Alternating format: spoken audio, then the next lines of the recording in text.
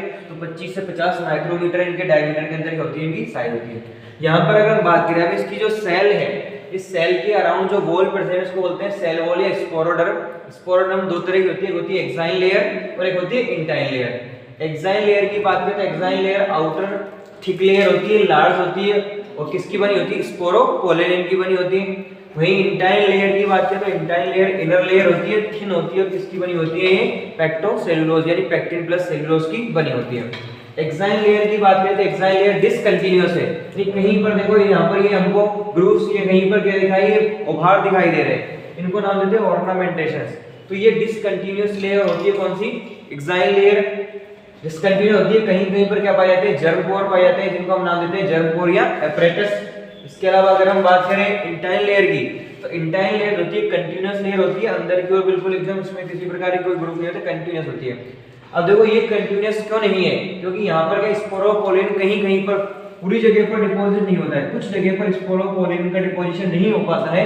इस वजह से जहां पर स्पोरोपोलिन डिपॉजिट नहीं होता है उन स्ट्रक्चर्स को नाम क्या देते हैं हम, जर्म पोर या एपर्चर। और यहीं से क्या होती है, पोलन ट्यूब बाहर निकलती है।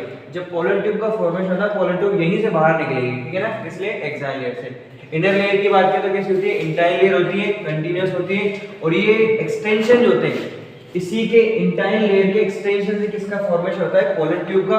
और पोलन ट्यूब निकलती कहां से, जर्म पोर से। तो यहां तक हमने बात कर ली थी। इसके बाद में हमने कहा था कुछ पोलन किट सब्सटेंस जो होते हैं एक्साइन लेयर में, वो पोलन किट सब्सटेंस क्या होते हैं, तो पोलन किट सब्सटेंस ये ऑयली सब्सटेंसेस होते हैं जो किसके द्वारा सिक्रीट किए जाते हैं, ये टेपिटम सिक्रीट करती है।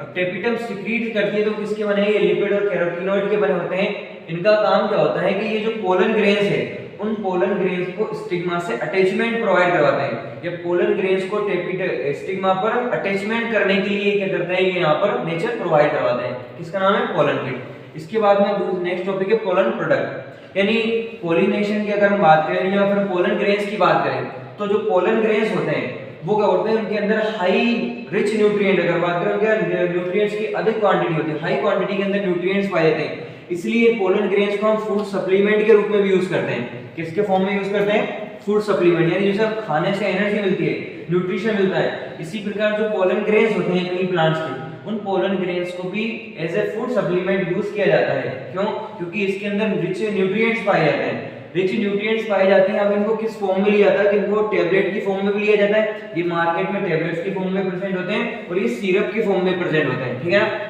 इसके अलावा क्या है, इनको जो पोलन ग्रेन्स है या फिर अगर हम पोलन प्रोडक्ट की बात करें तो इनको यूज कौन करते हैं, जो एथलीट्स होते हैं हमारे, जो दौड़ने वाले या स्पोर्ट्स पर्संस होते हैं, उनके द्वारा इनको यूज किया जाता है क्योंकि उनको हाई न्यूट्रिएंट्स होता है, हाई एनर्जी सोर्स है। इसके अलावा जो हॉर्स होते हैं उन हॉर्स की पावर है उसकी रनिंग को बढ़ाने के लिए, जैसे आपने देखा होगा हॉर्स की जो रेसिंग होती है उन हॉर्स को ये पोलन ग्रेन्स दिए जाते हैं ताकि वो रेस में बहुत तेजी के साथ दौड़े। तो पोलन ग्रेन्स जो होते हैं वो फूड सप्लीमेंट है, इसलिए इनको क्या है, फूड सप्लीमेंट के फॉर्म में यूज किया जाता है। रिच न्यूट्रिएंट होने की वजह से एथलीट्स भी यूज करते हैं, हॉर्स वगैरह को भी यूज किया जाता है। मार्केट के अंदर ये किस फॉर्म में प्रेजेंट है, ये टैबलेट की फॉर्म में प्रेजेंट होते हैं और ये सिरप की फॉर्म के अंदर भी प्रेजेंट होते हैं। इसके बाद बात करते हैं एरो एलोजेंस।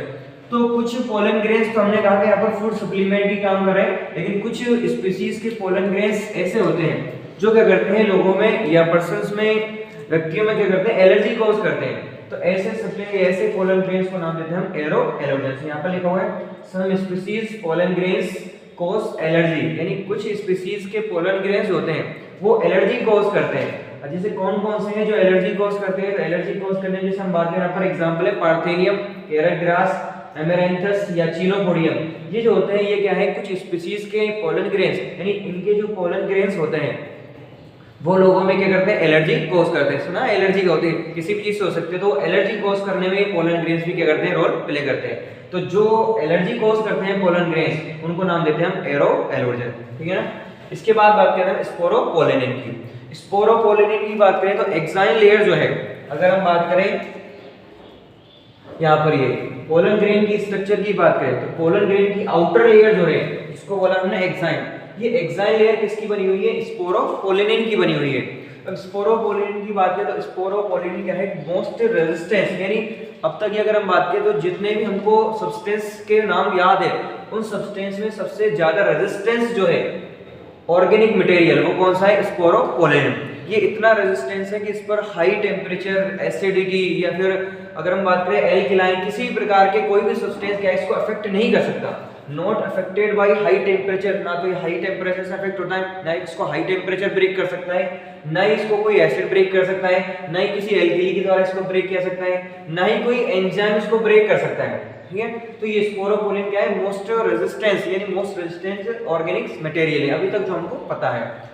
फिर दूसरा बात करें पोलन ग्रेन्स प्रिजर्व, यानी पोलन ग्रेन्स जो होते हैं वो पोलन ग्रेन्स को कई समय तक यानी 100 साल 500 साल तक भी प्रिजर्व किया जा सकता है, ये वो प्रिजर्व रह सकते हैं। किस वजह से? स्पोरोपोलिन की वजह से। यहाँ पर लिखा हुआ pollen grains preserve as fossil, यानी फॉसिल की फॉर्म में उनको प्रिजर्व किया जा सकता है। मान लो हमें लाखों साल पहले की कोई प्लांट की स्पीसीज मिली, उसके पोलन ग्रेन्स मिले, तो लाखों साल से आज तक वो पोलन ग्रेन्स फॉसिल के फॉर्म में प्रेजेंट है, अभी भी लिविंग फॉसिल के फॉर्म में प्रेजेंट है। वो किसकी वजह से प्रेजेंट है? वो सब स्पोरोपोलिन की वजह से ही है, क्योंकि स्पोरोपोलिन पर ना तो किसी टेम्परेचर का इफेक्ट पड़ रहा है, ना ही किसी एंजाइम का इफेक्ट पड़ रहा है, ना ही कोई एसिड वगैरह इसको क्या करता है, डिजनरेट कर पा रहा है। इसलिए ये फॉसिल की फॉर्म में प्रेजेंट होते हैं एक लंबे समय के बाद में। ठीक है ना, यहाँ पर एक नोट लिखा होगा, एक्साइन जो होती है, exine exhibit as a fascinating और fascinating arrange of pattern and its design, यानी जो एक्साइन लेयर है, अगर हम बात करें इस एक्साइन लेयर की, तो ये जो पैटर्न्स हमको दिख रहे हैं, ये पैटर्न्स हमको दिख रहे हैं, ये पैटर्न हर स्पीसीज के अलग अलग होते हैं। इन पैटर्न की वजह से ही हम स्पीसीज के पोलन ग्रेन्स को देखकर बता सकते हैं कि ये इस स्पीसीज के पोलन ग्रेन्स है। तो ये जो स्ट्रक्चर्स पाई जाती है, इनको डिजाइन, इनको पैटर्न्स बोलते हैं। ये किसका नेचर है? ये नेचर किसका है? एक्साइन लेयर का। केवल एक्साइन लेयर के अंदर ही क्या पाए जाते हैं? ये पैटर्न और ये डिजाइन पाए जाते हैं। इसलिए एक्साइन लेयर को क्या बोलते हैं? फैसिनेटिंग, यानी फैसिनेटिंग स्ट्रक्चर है। कैसी स्ट्रक्चर है? फैसिनेटिंग। यहाँ पे लिख रहा है कि जर्मपोर स्ट्रक्चर एंड ऑर्नामेंटेशंस एक्साइन, यानी जो एक्साइन लेयर है, उस एक्साइन लेयर के अंदर जो जर्मपोर पाए जा रहे हैं या फिर जो उसके अंदर स्ट्रक्चर ऑफ ऑर्नामेंटेशन है, ये जो हमको दिख रही है यहाँ पर, अगर हम बात करें ये ऑर्नामेंटेशन दिख रहे हैं या फिर ये जर्मपोर दिख रहे हैं, इनके नंबर्स की या इनकी स्ट्रक्चर्स की बेसिस पर ये जो स्ट्रक्चर्स, ये नंबर्स होते हैं, ये क्या होते हैं? इनका सिग्निफिकेंट फीचर है। किसमें सिग्निफिकेंट है? टैक्सोनॉमी के अंदर। यानी टैक्सोनॉमी के अंदर जब हम पढ़ते हैं तो टैक्सोनॉमी के अंदर क्या है, ये बहुत इंपॉर्टेंट रोल प्ले करते हैं या सिग्निफिकेंट रोल प्ले करते हैं। कौन? एक्साइन लेयर के अंदर पाए जाने वाले जर्मपोर या जो स्ट्रक्चर या जो उनका अरेंजमेंट है, ऑर्नामेंटेशन है, वो किसमें हेल्प करते हैं? सिग्निफिकेंट रोल प्ले करते हैं। किसके अंदर? टैक्सोनॉमी के अंदर। तो ये हमने बात करी किसकी? स्पोरोपोलिन की। फिर इसके बाद में यहाँ पर हमने कुछ एक टॉपिक और है, पोलन वायबिलिटी। पोलन वायबिलिटी क्या है?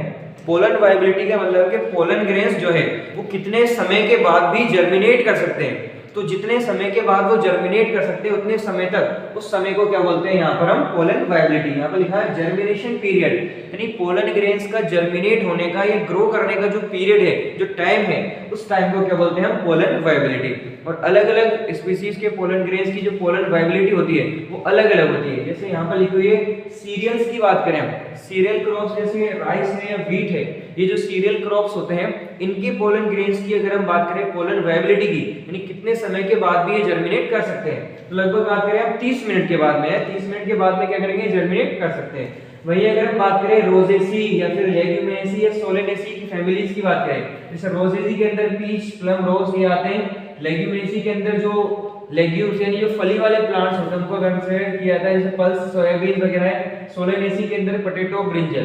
तो ये जो स्पीसीज है, इन स्पीसीज के पोलन ग्रेन्स की जो पोलन वायबिलिटी होती है वो कुछ मंथ तक होती है, कुछ महीनों तक भी क्या करते हैं? वो सर्वाइव कर सकते हैं। ठीक है ना, यानी पोलन ग्रेन्स रिलीज हो गए हैं एंथर से, अब रिलीज होने के बाद में कितने समय तक वो रह सकते हैं, तो वो कहलाती है उसकी पोलन वायबिलिटी। तो सीरियल क्रॉप्स में 30 मिनट्स तक रह सकते हैं और रोजेसी, लेग्यूमिनेसी, सोलेनेसी में कुछ मंथ तक भी ये सर्वाइव कर सकते हैं। नेक्स्ट टॉपिक है फिर पोलन बैंक। जैसे बैंक के अंदर पैसे को रखा जाता है या फिर ब्लड बैंक के अंदर ब्लड को रखा जाता है, ऐसे बैंक होते हैं यहाँ पर किसके? पोलन ग्रेन्स के भी, जिनको हम बोलते हैं पोलन बैंक। पोलन बैंक के अंदर क्या किया जाता है? स्टोर किया जाता है किसको? पोलन ग्रेन्स को। पोलन ग्रेन्स को एक बहुत बड़े अमाउंट में, एक लार्ज नंबर में क्या स्टोर करने का जो प्रोसेस है, कहाँ पर करते हैं? वो पोलन बैंक्स के अंदर। अब पोलन बैंक्स के अंदर जो इनको स्टोर किया जाता है वो एक टेक्निक का यूज करके इनको स्टोर किया जाता है और उस टेक्निक को बोलते हैं क्रायो प्रिजर्वेशन। क्रायो प्रिजर्वेशन क्या होती है? ये ऐसी टेक्निक है जिसमें लिक्विड नाइट्रोजन पर, कितने? लिक्विड नाइट्रोजन होती है 196 डिग्री सेल्सियस टेम्परेचर, इतना नेगेटिव में या इतना माइनस में टेम्परेचर करके इसको लिक्विड नाइट्रोजन को उसके अंदर किया जाता है, इनको स्टोर किया जाता है, इनको पोलन ग्रेन्स को। तो ये जो टेक्निक है, इस टेक्निक को क्या बोलते हैं, क्रायो प्रिजर्वेशन। क्रायो प्रिजर्वेशन में क्या होता है, इनका डिजेनरेशन नहीं होता, लॉन्ग समय तक इनको प्रिजर्व किया जा सकता है। तो ये टेक्निक कहां पर अप्लाई की जाती है, पोलन बैंक्स के अंदर ये अप्लाई की जाती है, ठीक है ना। इसके बाद में हम बात कर रहे हैं माइक्रोगैमेटोजेनेसिस। तो यहाँ पर हमने बात करी किसकी, पोलन ग्रेन्स की। पोलन ग्रेन्स अब आगे धीरे धीरे डेवलप करेंगे और पोलन ग्रेन से किसका फॉर्मेशन होगा, गेमीट्स का। और कौन से गेमीट यहाँ पर बात करेंगे, मेल गेमीट, क्योंकि अभी हम मेल स्ट्रक्चर के बारे में बात करें तो मेल गेमीट फॉर्मेशन अभी नहीं हुआ। हमने पहले किसकी बात करी, एंड्रोशियम की। एंड्रोशियम के अंदर फिर हमने स्टेमन की बात करी, स्टेमन के अंदर फिर हमने एंथर की बात करी। एंथर की स्ट्रक्चर देखी, एंथर के अंदर स्पोरेंजियम की बात करी। स्पोरेंजियम क्या है, जर्मिनेट करके किसका फॉर्मेशन करते हैं, पोलन ग्रेन्स का। अब वो पोलन ग्रेन्स जो है, उन पोलन ग्रेन्स का यूज करके हमको क्या बनाने हैं, मेल गेमीट बनाने हैं। तो पोलन ग्रेन्स से मेल गेमीट बनाने का जो प्रोसेस है, उस प्रोसेस को बोलते हैं माइक्रोगैमेटोजेनेसिस। माइक्रो का मतलब स्मॉल, इसे ध्यान रख सकते हो। जैसे स्पर्म की बात करें तो स्पर्म स्मॉल होता है और ओवम जो होता है फीमेल एक, वो क्या होता है, लार्ज होता है। तो जो स्मॉल वाली स्ट्रक्चर को ध्यान रखना, माइक्रो यानी कौन सा गेमीट बना रहे हैं, मेल गेमीट। तो मेल गेमीट के फॉर्मेशन की जो प्रोसेस है, उस प्रोसेस को बोलते हैं माइक्रोगैमेटोजेनेसिस। माइक्रोगैमेटोजेनेसिस के अंदर पहला इवेंट आता है प्री पोलिनेशन डेवलपमेंट, यानी अभी पोलिनेशन नहीं हुआ है। अभी जो पोलन ग्रेन्स है वो कहां पर है, अभी पोलन ग्रेन्स कहां पर है, एंथर के अंदर ही है, वहीं पर ही है। तो यहाँ पर हमने ये स्ट्रक्चर बनाई है, इस स्ट्रक्चर को नाम देते क्या है, ये जो स्ट्रक्चर है इसको नाम देते हैं पोलन ग्रेन्स। इन पोलन ग्रेन्स के अंदर क्या है, ये पोलन ग्रेन ले लिया हमने उनमें से। अब ये जो पोलन ग्रेन्स के डेवलप होकर किसका फॉर्मेशन किया था, माइक्रोस्पोर का। यहाँ पर ये 4 माइक्रोस्पोर बने थे, हमने देखा था यहाँ पर ये जो 4 माइक्रोस्पोर बने, यही किसका फॉर्मेशन करते हैं, पोलन ग्रेन्स का। अब ये जो पोलन ग्रेन्स है, इस सिंगल पोलन ग्रेन्स के बारे में हम बात करें, और इस सिंगल पोलन ग्रेन से हम किसका फॉर्मेशन कर रहे हैं, मेल गेमीट का। तो सिंगल पोलन ग्रेन लिया, पोलन ग्रेन के अंदर यहाँ का इसका न्यूक्लियस है। न्यूक्लियस कैसा है, डिप्लॉइड स्ट्रक्चर है। अभी जो न्यूक्लियस है इसमें अनइक्वल माइटोसिस होगा, क्या होगा, अनइक्वल माइटोसिस, यानी कैरियोकाइनेसिस या अनइक्वल माइटोसिस डिवीजन होगा, जिससे ये न्यूक्लियस जो है ये डिवाइड करेगा, और डिवाइड करके क्या बनाएगा, 2 न्यूक्लियस बनाएगा। 2 न्यूक्लियस है, अनइक्वल का मतलब है कि इक्वली डिस्ट्रीब्यूट होगा तो बराबर साइज के न्यूक्लियस बनते हैं, लेकिन यहाँ पर अनइक्वल माइटोसिस डिवीजन हो रहा है। अनइक्वल माइटोसिस डिवीजन का मतलब है कि जो न्यूक्लियस के डिवाइड होकर के जो स्ट्रक्चर बनेंगे, 2 न्यूक्लियस जो बनेंगे, वो साइज अलग अलग होगा। जैसे यहाँ पर हमने बात करी, एक न्यूक्लियस तो बनना है स्मॉल न्यूक्लियस, जिसको नाम देते हैं हम जनरेटिव न्यूक्लियस, और जो दूसरा न्यूक्लियस बन रहा है जो लार्ज साइज का है, उस न्यूक्लियस को नाम देते हैं वेजिटेटिव या फिर ट्यूब न्यूक्लियस। क्या नाम देते हैं, ट्यूब या वेजिटेटिव न्यूक्लियस।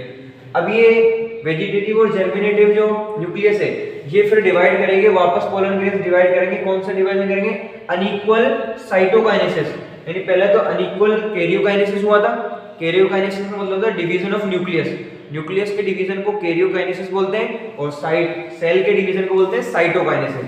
तो पहले कैरियोकाइनेसिस का प्रोसेस हुआ, कैरियोकाइनेसिस अनइक्वल डिवाइड करके 2 न्यूक्लियस बनाए, इसमें एक जनरेटिव न्यूक्लियस जो स्मॉल साइज का, और एक लार्ज न्यूक्लियस जिसको हम ट्यूब या वेजिटेटिव न्यूक्लियस नाम दे रहे हैं। अब इसमें अनइक्वल साइटोकाइनेसिस होगा। अनइक्वल साइटोकाइनेसिस से 2 सेल बनेगी, और 2 सेल जो बनेगी वो कैसी बनेगी, अनइक्वल साइज की। एक बनेगी एक बनेगी बड़ी सेल, और एक बनेगी स्मॉल साइज वाली सेल। तो देखो यहाँ पर जो बड़ा वाला न्यूक्लियस है, जिस सेल के अंदर प्रेजेंट है, जिसको हमने वेजिटेटिव न्यूक्लियस नाम दिया था, उस सेल को तो नाम देते हैं हम वेजिटेटिव सेल, और जो स्मॉल वाला न्यूक्लियस था, स्पिंडल शेप वाला, उस न्यूक्लियस वाली सेल को हम नाम देते हैं जनरेटिव सेल। तो 2 तरह भी यहाँ पर न्यूक्लियस का डिवीजन हुआ है केवल, और इस इवेंट को क्या बोलते हैं, प्री पोलिनेशन, यानी अभी पोलिनेशन नहीं हुआ है, पोलिनेशन से पहले ही, यानी अभी पोलन ग्रेन्स क्या करें, डेवलप करके क्या बना दिया उन्होंने, 2 सेल बना दिए यहाँ पर। अब ये जो 2 सेल बनी है, यहाँ पर ये 2 सेल हम बात कर रहे हैं इधर वापस, कि एक सेल को तो नाम दिया हमने वेजिटेटिव सेल, शॉर्ट में बोलते हैं उसको वीसी, या इसके अंदर जो सेल है, ये सेल कैसी, लार्ज सेल है। दूसरी सेल जो है नीचे वाली, इसको नाम दिया हमने जनरेटिव सेल, या फिर इसको नाम देते हैं हम जीसी, और इसके अंदर जो न्यूक्लियस है वो कैसा है, स्मॉल साइज का न्यूक्लियस है। अब ये जो स्ट्रक्चर हमको दिख रही है, इस स्ट्रक्चर को क्या नाम देते हैं, 2 सेल 2 न्यूक्लियस स्टेज, यानी इसके अंदर 2 सेल है और 2 ही न्यूक्लियस वाली स्टेज वाली सेल है, इसलिए इसको नाम दिया हमने 2 सेल 2 न्यूक्लियस स्टेज स्ट्रक्चर। अब ये जो 2 न्यूक्लियस वाली स्ट्रक्चर है इनका अब आगे डेवलपमेंट होगा, कैसे होगा, और यही आगे चल करके किसका फॉर्मेशन करेंगे, मेल गैमीट का। तो यहाँ पर लिखा हुआ है कि पार्शियली डेवलप्ड मेल गैमेटोफाइट या मैच्योर गैमेटोफाइट। यहाँ पर बात करें तो ये जो अभी गैमेटोफाइट है हमारे पास, ये गैमेटोफाइट कैसा है, पार्शियली मैच्योर है, पार्शियली डेवलप है, अभी प्रॉपर इसका डेवलपमेंट नहीं हुआ है।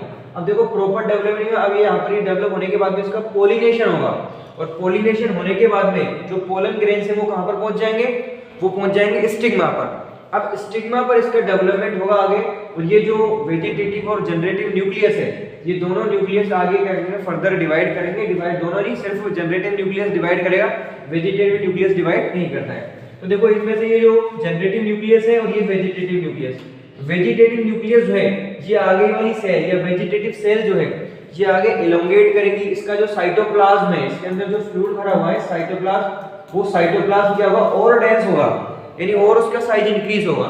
जैसे जैसे उसका साइज इंक्रीज होगा तो उससे ट्यूब लाइक स्ट्रक्चर बनेगी। उस ट्यूब लाइक स्ट्रक्चर को नाम क्या देंगे हम, पोलन ट्यूब। पोलन ट्यूब के अंदर कौन सी सेल है, वेजिटेटिव सेल। अब ये जो इसके अंदर दूसरी सेल थी कौन सी, जनरेटिव सेल, और जो जनरेटिव न्यूक्लियस है वो जनरेटिव सेल है, जनरेटिव न्यूक्लियस आगे फिर डिवाइड करेंगे, और ये जनरेटिव सेल डिवाइड करके 2 नई सेल बना देगी, और 2 नई सेल जो बनेगी उन्हीं को नाम देंगे हम 2 मेल गैमेटोफाइट या 2 मेल गैमीट। ये जो 2 मेल गैमीट बने हैं हमारे पास, ये दोनों मेल गैमीट कैसे हैं, नॉन मोटाइल, यानी मोटाइल का मतलब होता है मूवमेंट करना। तो नॉन मोटाइल इसलिए बोल रहे हैं कि दोनों मूवमेंट नहीं कर सकते, इनको मूवमेंट कराने के लिए एक जगह से दूसरी जगह पहुंचाने के लिए किसी न किसी का सहारा लेना पड़ता है इनको जाने के लिए। तो ये जो यहाँ पर 2 गैमीट बने इनको नाम दिया क्या हमने, 2 नॉन मोटाइल मेल गैमीट। और इस स्ट्रक्चर को, ये जो स्ट्रक्चर हमको बनी है इस स्ट्रक्चर को नाम दें 3 सेल स्टेज। क्या नाम देते हैं इसको, 3 सेल स्टेज। अब ये 3 सेल स्टेज किसकी है, ये 3 सेल स्टेज है मेल गैमेटोफाइट की, ठीक है ना, जिसके अंदर क्या प्रेजेंट है, 2 मेल गैमीट। तो जो हमारा मेन जो टारगेट था कि हमको मेल गैमीट फॉर्मेशन करना था, तो मेल गैमीट यहाँ पर हमारे बन चुके। तो पोलन ग्रेन से मेल गैमीट के फॉर्मेशन का जो प्रोसेस है, इस प्रोसेस को क्या बोलते हैं, माइक्रो गैमेटोजेनेसिस।